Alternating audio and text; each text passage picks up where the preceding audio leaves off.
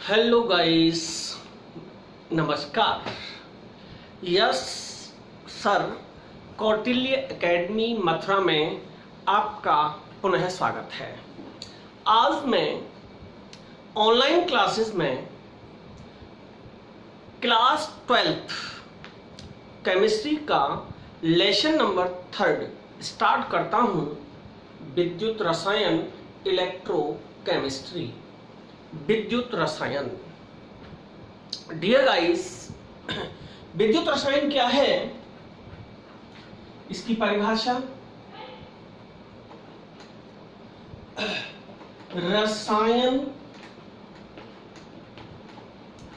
विज्ञान की वह शाखा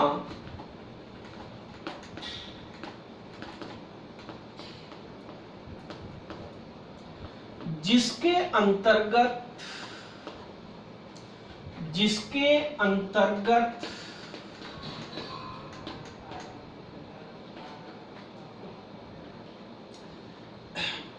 वैद्युत ऊर्जा को रासायनिक ऊर्जा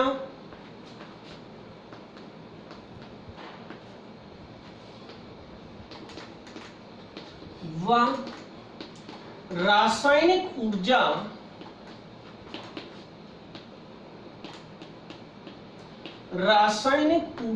को वैद्युत ऊर्जा में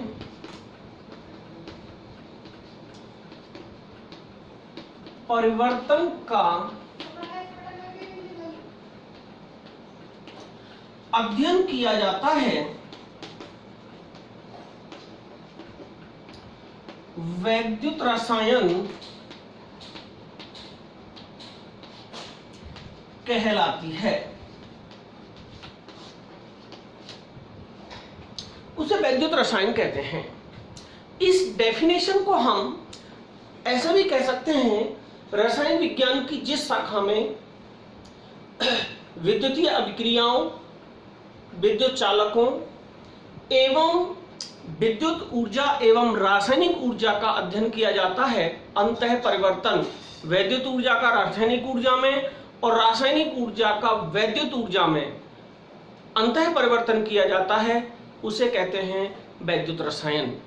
तो दोबारा मैं इसे शॉर्ट में बोलता हूं, रसायन विज्ञान की वह शाखा जिसके अंतर्गत वैद्युत ऊर्जा का रासायनिक ऊर्जा में और रासायनिक ऊर्जा का वैद्युत ऊर्जा में अंतः परिवर्तनों का अध्ययन किया जाता है, विद्युत रसायन कहलाती है। ठीक है गाइस, अब देखिए बेटा होता क्या है। अभी मैंने दो प्रकार की ऊर्जाएं बताई थी, वैद्युत ऊर्जा। देखिए चालक क्या होते हैं, चालक को मैं पहले बता चुका हूं, चालक को कंडक्टर कहते हैं। चालक क्या होते हैं, चालक वे पदार्थ हैं जो विद्युत धारा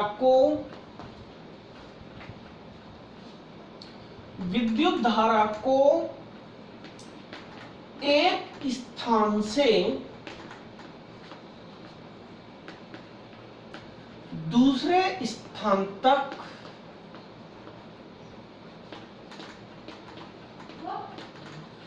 आसानी से ले जाते हैं। चालक वे पदार्थ हैं जो विद्युत धारा को, विद्युत ऊर्जा को एक स्थान से दूसरे स्थान तक ले जाते हैं, वो कहलाते हैं बेटा चालक। अब गाइस, जैसे इसका एग्जांपल मैं बता रहा हूं आपको, लोहा, सोना, चांदी, एल्यूमिनियम, Al आदि ये चालक हैं एक प्रकार के, तो ये चालक हो गए। इनमें आप क्या देख रहे हैं, सभी के सभी सॉलिड्स हैं, ठोस हैं, तो इसलिए इन सभी को कहते हैं धात्विक चालक या ठोस चालक। दूसरे होते हैं बेटा द्रव चालक या विद्युत अपघटनी चालक।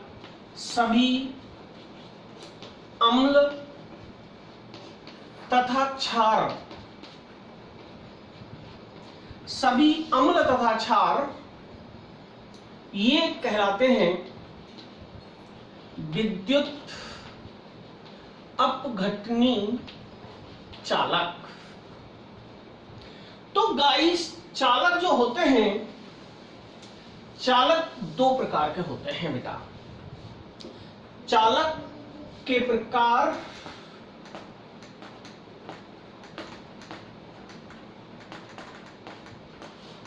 चालक दो प्रकार के होते हैं।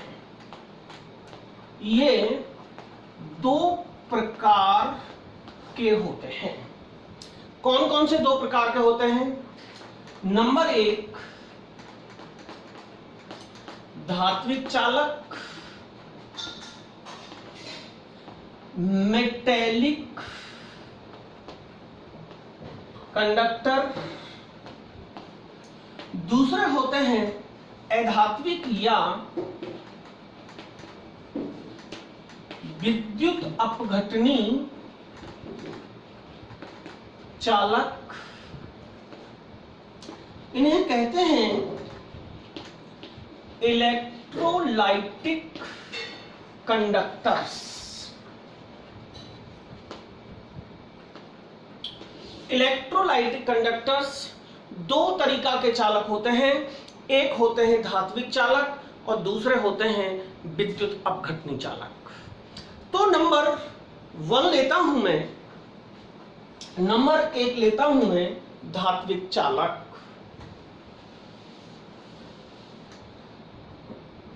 ये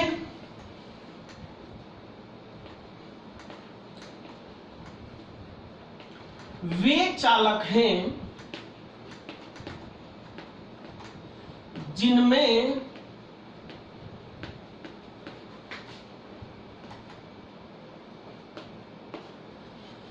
विद्युत धारा का संचालन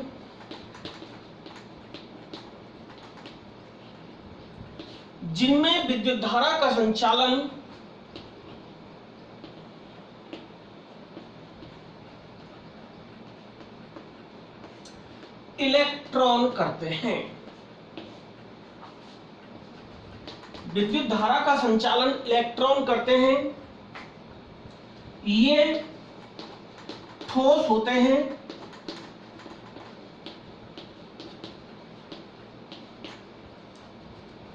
इनमें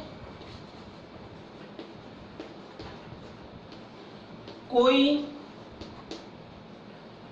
रासायनिक परिवर्तन नहीं होता।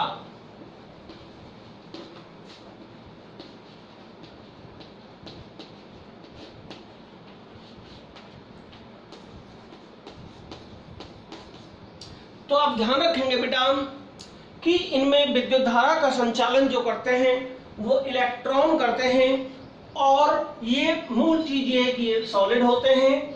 इनमें किसी भी प्रकार का रासायनिक परिवर्तन नहीं होता। ये बहुत ही इंपॉर्टेंट चीज है, रासायनिक परिवर्तन नहीं होता। इसका मायने क्या है? आपने देखा होगा कि जो बिजली के जो तार लगे हुए हैं आपके यहाँ लट्ठों पर, वो पहले भी एल्युमिनियम के थे या लोहे के थे, और आज भी इतने दिन हो गए जैसे के तैसे हैं, कोई भी चेंजिंग उनमें नहीं आई है। क्या आपके यहाँ सोने के हो गए? क्या चांदी के हो गए? No changing. तो जो मेटेलिक कंडक्टर होते हैं, जो धात्विक चालक होते हैं, उनमें किसी भी प्रकार की केमिकल रिएक्शन नहीं होती। इनमें विद्युत धारा को कौन ले जाता है? इनमें विद्युत धारा का संचालन केवल और केवल किसके द्वारा होता है? इलेक्ट्रॉन के द्वारा। तो याद रखना है, मेटेलिक कंडक्टर में विद्युत धारा को, इलेक्ट्रिक एनर्जी को, इलेक्ट्रिक करंट को कैरियर कौन करते हैं? इलेक्ट्रॉन्स। इलेक्ट्रॉन ले जाते हैं विद्युत धारा को एक स्थान से दूसरे स्थान की ओर। ओके गाइस, तो बेटा ये था हमारा और इनके जो एग्जाम्पल होते हैं जो मैंने अभी पहले आपको बताए थे, लोहा, सोना, चांदी, एल्युमिनियम, कॉपर, ये सभी के सभी बेटा क्या हैं? ये सभी के सभी हैं धात्विक चालक। इसके बाद में आता है बेटा नंबर 2। नंबर 2 आता है विद्युत अपघटनी चालक।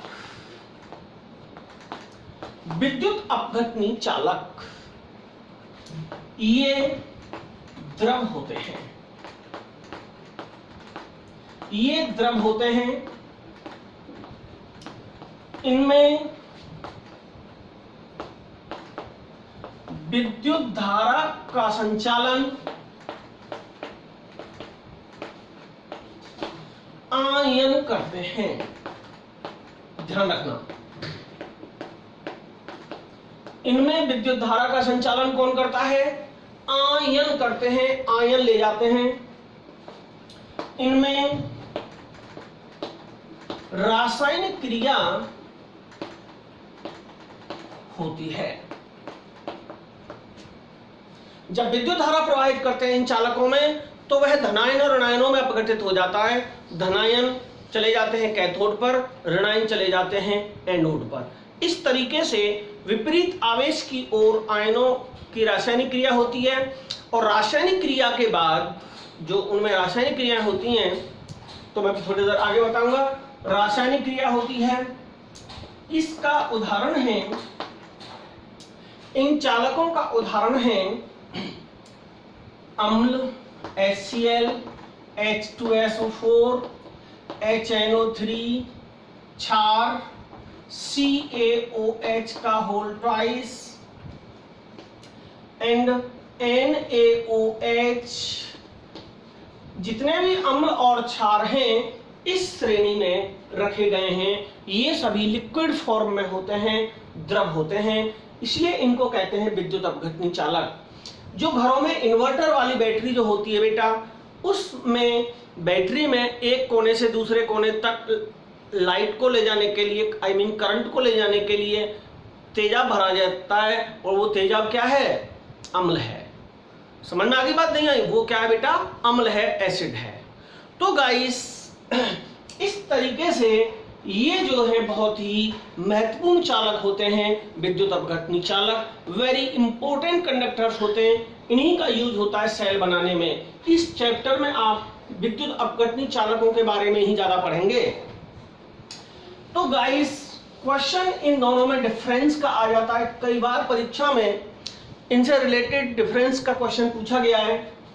दोनों में क्या अंतर होता है, दोनों चालकों में क्या अंतर होता है।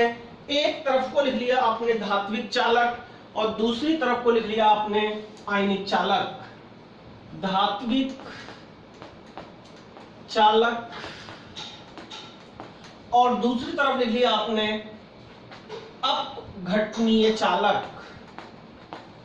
अपघटनीय चालक, इसका पूरा नाम होता है विद्युत अपघटनीय चालक। धात्विक चालक नंबर 1, इनमें इलेक्ट्रॉनों के प्रभाव से विद्युत धारा, सबसे पहला ये ठोस होते हैं। इधर नंबर 1 ये द्रव होते हैं। नंबर 2 इनमें विद्युत धारा का संचालन इलेक्ट्रॉन द्वारा होता है। इनमें विद्युत धारा का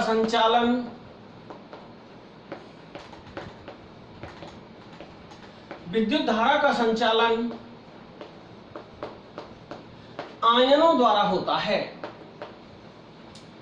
नंबर 3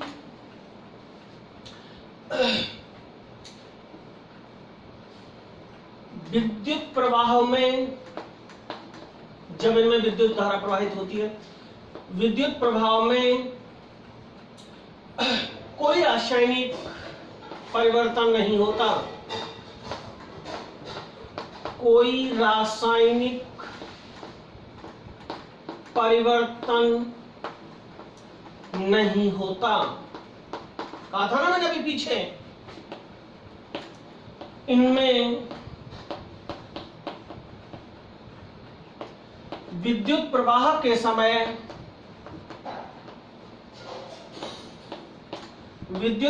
समय रासायनिक परिवर्तन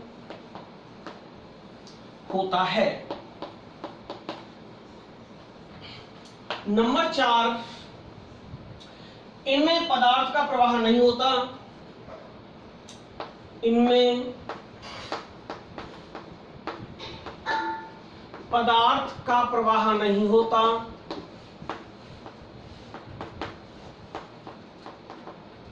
पदार्थ का मतलब इस लट्ठे का पदार्थ उस लट्ठे तक नहीं जाता।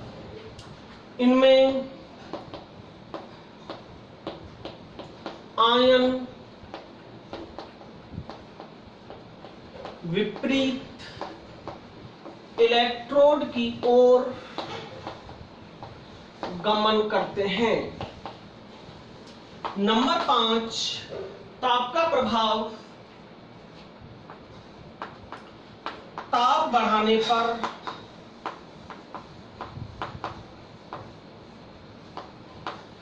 विद्युत चालकता घटती है। इनमें कारण बताऊंगा अभी। ताप बढ़ाने पर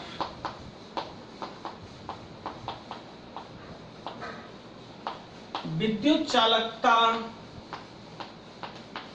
बढ़ती है। ताप बढ़ाने पर विद्युत चालकता बढ़ती है। देखिए बेटा, इसका कारण क्या है? इसका कारण यह है, मैं आपको बताऊं। अगर हम धात्विक चालक का टेम्परेचर बढ़ा दें, अगर हम किसी धातु के तार को गर्म कर दें और विद्युत धारा प्रवाहित करें गर्म तार में, तो क्या होगा? जो जहां वो तार गर्म हो गया है ना, वहां के इलेक्ट्रॉन आगे फ्लो नहीं करेंगे, आगे की ओर नहीं बहेंगे, वहीं के वहीं ऊपर नीचे कंपन करने लगेंगे, अणुओं में वाइब्रेशन होने लगेगा।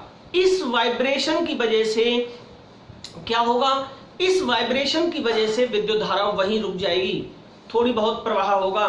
तो धात्विक चालकों में ताप बढ़ाने से विद्युत चालकता घट जाती है, जबकि वैद्युत अपघटनी चालकों में क्या होता है? ये द्रव होते हैं, तो द्रव की हम जब गर्म करेंगे तो अणुओं की गतिज ऊर्जा बढ़ जाएगी। जो उस द्रव चालक के जो कण हैं, अणु हैं, उनकी चालकता बढ़ जाएगी। जब उनकी चालकता बढ़ जाएगी तो क्या होगा? चालकता बढ़ जाएगी तो यह होगा डियर कि विद्युत धारा भी तेजी से प्रवाहित होने लगेगी। तो याद रखना गाइस, ये इसके प्रमुख 5 अंतर हैं धात्विक चालक और विद्युत अपघटनी चालकों में। तो डियर गाइस, ये था दोनों चालकों में डिफरेंस। इसके बाद में मैं लेता हूं,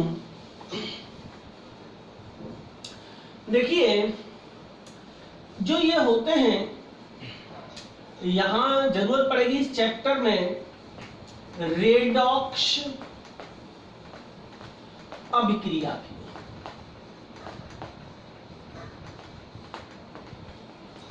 रेडॉक्स रिएक्शन की।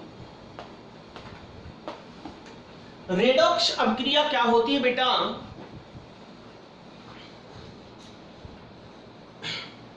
समस्त जैविक क्रियाएं जो शरीर में, सजीवों के शरीर में जो क्रियाएं होती हैं, रक्त परिसंचरण, श्वसन क्रिया, भोजन प्रकाश संश्लेषण वाली क्रिया, समस्त जैविक क्रियाएं, समस्त रासायनिक क्रियाएं,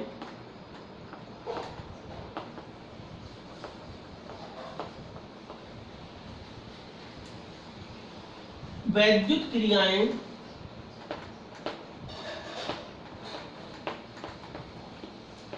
रेडॉक्स होती हैं। कैसी होती हैं बेटा? रेडॉक्स होती हैं। केमिस्ट्री में जितनी भी रिएक्शंस होती हैं जिनका आप अध्ययन करते हैं वो सभी के सभी कैसी होती हैं? वो रेडॉक्स अभिक्रिया होती हैं। वो कैसी होती हैं बेटा? रेडॉक्स रिएक्शंस होती हैं। आज मैं आपको पढ़ा रहा हूं रेडॉक्स होती क्या है। देखिए गाइस, यहां मैं डेफिनेशन लिख रहा हूं। जिन अभिक्रियाओं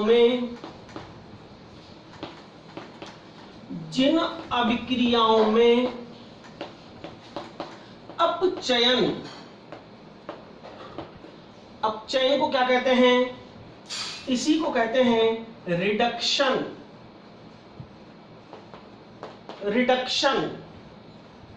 एवं ऑक्सीकरण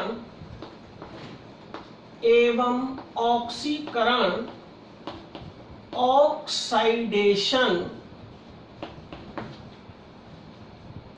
रिडक्शन, ये थी रिडक्शन, और ऑक्सीडेशन दोनों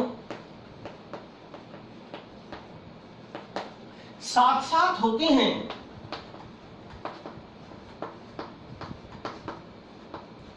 वे रेडॉक्स अभिक्रियाएं कहलाती हैं। उन अभिक्रियाओं को क्या कहते हैं बेटा? रेडॉक्स अभिक्रियाएं कहते हैं। तो जिन रासायनिक अभिक्रियाओं में आपको याद रखना है अपचयन और ऑक्सीकरण दोनों साथ साथ होते हैं, वे अभिक्रियाएं रेडॉक्स अभिक्रियाएं कहलाती हैं। उन अभिक्रियाओं को क्या कहते हैं बेटा? रेडॉक्स अभिक्रियाएं कहते हैं। अब ये रेडॉक्स नाम कैसे पड़ा, इसका भी बड़ा मजा आएगा समझने में। रेडॉक्स नाम कहां से आया उसको मैं अभी आपको बताता हूं। पहले थोड़ा सा बालों को सही कर लूं। तो गाइस, ये रेडॉक्स कहां से आया देखिए, समझिए, बड़ा रोचक तथ्य है। अभी मैंने कहा था कि रेड माने रिडक्शन कहते हैं कमी को, अपचयन, एंड ऑक्सीडेशन कहते हैं ऑक्सीकरण को। इन दोनों को मिलाने पर इसका पहला 3 शब्द ले लिया बराबर इसका पहला शब्द 3 ले लिया, इसका ये 2 शब्द ले लिया, ऑक्स, रेड ऑक्स, बन गया कि नहीं बन गया? तो जब इन दोनों शब्दों में से उसमें से तो लिया रेड और उसमें से लिया ऑक्स, रेड मीन्स लाल, ऑक्स मीन्स बैल, लाल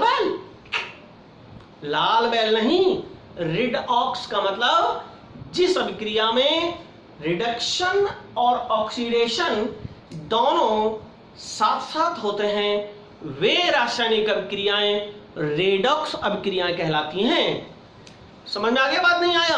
उन अभिक्रियाओं को क्या कहते हैं बेटा? रेडॉक्स अभिक्रियाएं कहते हैं।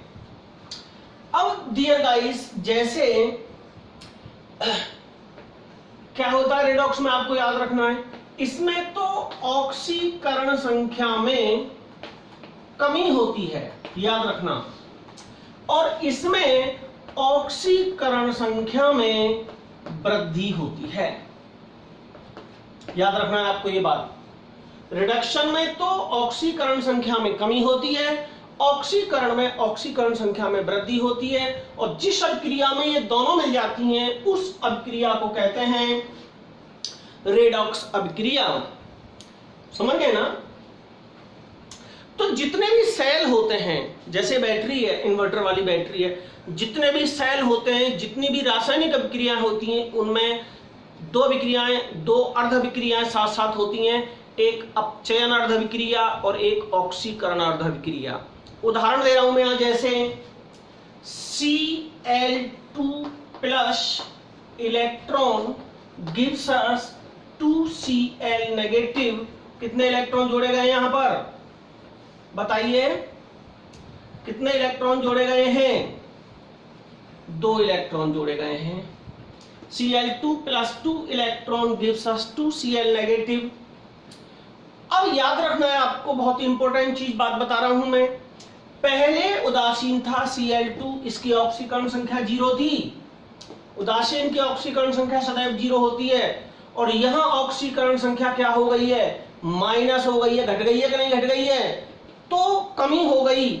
जब ऑक्सीकरण संख्या में कमी हो जाती है तो उसे कहते हैं बेटा, याद रखना, अपचयन। उस कमी को क्या कहते हैं? अपचयन। दूसरी अभिक्रिया देखो, Ca2 plus Ca gives us Ca2 plus 2 electron. अब इसमें क्या हुआ बेटा, पहले 0 थी और अब यहां हो गई है +2। पहले 0 थी, यहां हो गई है +2, तो ऑक्सीकरण संख्या में 2 अंक की वृद्धि हो गई कि नहीं हो गई? यस। तो यहां ऑक्सीकरण संख्या में वृद्धि हो गई है, तो इसलिए इसको कहेंगे ऑक्सीकरण। तो याद रखना है, आपको याद रखना है कि अगर इलेक्ट्रॉन अभिकारकों की ओर लगे, इनको कहते हैं, तीर के जो पीछे होते हैं इनको कहते हैं अभिकारक, और तीर के जो सामने होते हैं उन्हें कहते हैं उत्पाद।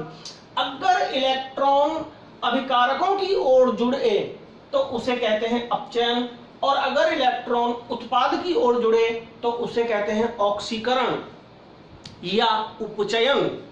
अपचयन, अपचयन का पहला शब्द क्या है? ए, आ, और अपचयन का पहला शब्द आ, और अभिकारक का पहला शब्द आ।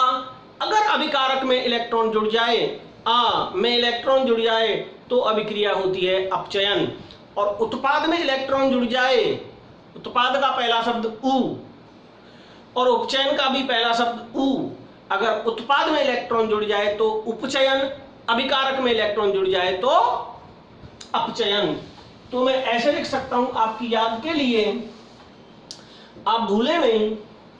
अगर अभिकारक में इलेक्ट्रॉन जुड़ा हुआ है, अगर अभिकारकों की ओर इलेक्ट्रॉन जुड़ा हुआ है तो उसे कहते हैं अपचयन। और अगर उत्पाद होता है किस तरफ? उत्पाद होता है हमेशा इस तरफ। अगर उत्पाद की ओर इलेक्ट्रॉन जुड़ जाए तो उस अभिक्रिया को कहेंगे ऑक्सीकरण। ऑक्सीकरण का ही दूसरा नाम होता है बेटा उपचयन। इसमें आ शब्द याद रखना है, इसमें उ शब्द याद रखना है। आ मीन्स अभिकारक मीन्स अपचयन, उ मीन्स उपचयन उत्पाद। तो गाइस, जैसे ये एक अभिक्रिया है Cu प्लस Sn, यहां है Cu1 plus Sn4 plus Cu2 plus Sn2 plus. अब आपसे कह रहा है कि इस अभिक्रिया में ऑक्सीकरण तथा अपचयन छांटो। Cu प्लस से Cu2 प्लस हो गया कि नहीं हो गया? तो देखिए, +1 था, +2 हो गए, ऑक्सीकरण संख्या में वृद्धि हुई कि नहीं हुई? तो इधर इलेक्ट्रॉन जोड़ना पड़ेगा। जितना प्लस का ज्यादा होता है जिस तरफ, उतने ही इलेक्ट्रॉन जोड़ देते हैं। देखिए यहां जो है कितने ज्यादा है, यहां 2 प्लस हैं कि नहीं? ये Cu के ऊपर 2 प्लस हैं। एक इलेक्ट्रॉन क्यों लगाए? क्योंकि एक इलेक्ट्रॉन ऑलरेडी है, तो एक ही तो ज्यादा है इसमें, इसलिए एक जोड़ दिया। अब दूसरा देखिए, Sn4 प्लस से Sn2 प्लस बना। अब इसमें किधर इलेक्ट्रॉन जोड़ने पड़ेंगे? इधर ज्यादा है कि नहीं? कितने ज्यादा हैं? 2 ज्यादा हैं, तो 2 इलेक्ट्रॉन इधर जोड़ दिया। तो अब बताओ, इन दोनों अभिक्रियाओं में, इक्वेशन 1 और 2 में कौन सी अपचयन है और कौन सी ऑक्सीकरण है? तो याद रखना बेटा, ये जो पहले वाली अभिक्रिया है ये तो ऑक्सीकरण है। क्यों है ऑक्सीकरण बताओ? क्योंकि ऑक्सीकरण संख्या में वृद्धि हुई है, इलेक्ट्रॉन उत्पाद की ओर जुड़ रहा है, ये जुड़ रहा। और इस अभिक्रिया में इलेक्ट्रॉन अभिकारकों की ओर जुड़ रहा है, तो इस अभिक्रिया को कहेंगे अपचयन। तो इस चैप्टर में जितनी भी वैद्युत अभिक्रियाएं होंगी, इस चैप्टर में तीनों अभिक्रियाओं को आप याद रखना, अपचयन, ऑक्सीकरण और रेडॉक्स। अपचयन और ऑक्सीकरण दोनों के संयोग से बनता है क्या?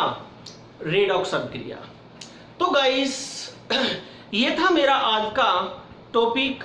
कल मैं वैद्युत रसायन का दूसरा लेक्चर यहां से आगे प्रारंभ करूंगा। तो डियर गाइस, कल तक के लिए आप लोग देखिए, एक बात और याद करिए, आप लोगों को चैनल को सब्सक्राइब करने का आपका पैसा जाता है क्या? कुछ पैसे वैसे कटते हो तो मैं भेज दूं। अरे सब्सक्राइब कर लो, बेल आइकन को प्रेस कर दो। उससे एक फायदा है कि जो मुझे व्हाट्सएप पर भेजना पड़ता है सबके पर, वो ना भेजना पड़ेगा, सबसे पहले वीडियो की सूचना आपको नोटिफिकेशन मिल जाएगा। तो आप लोग इतनी लापरवाही क्यों कर रहे हैं मेरे पता नहीं समझ में। मुझे क्या फायदा हो जाएगा आप सब्सक्राइब कर दोगे तो केवल और केवल आपको ये फायदा है कि जल्दी सूचना मिल जाएगी, और मुझे ये फायदा है कि मेरी रेपुटेशन बढ़ जाएगी। अरे भाई सर के तो इतने सारे सब्सक्राइबर्स हैं, एक रेपुटेशन, इज्जत का ही तो फायदा है मुझे, और मुझे क्या होने वाला है। तो डियर गाइस, आप लोग इसको सब्सक्राइब कर लें। Yes sir Kautilya academy channel को सब्सक्राइब कर लें, बेल आइकन को दबाना ना भूलें, और नेक्स्ट वीडियो तक के लिए गुड बाय, नमस्कार।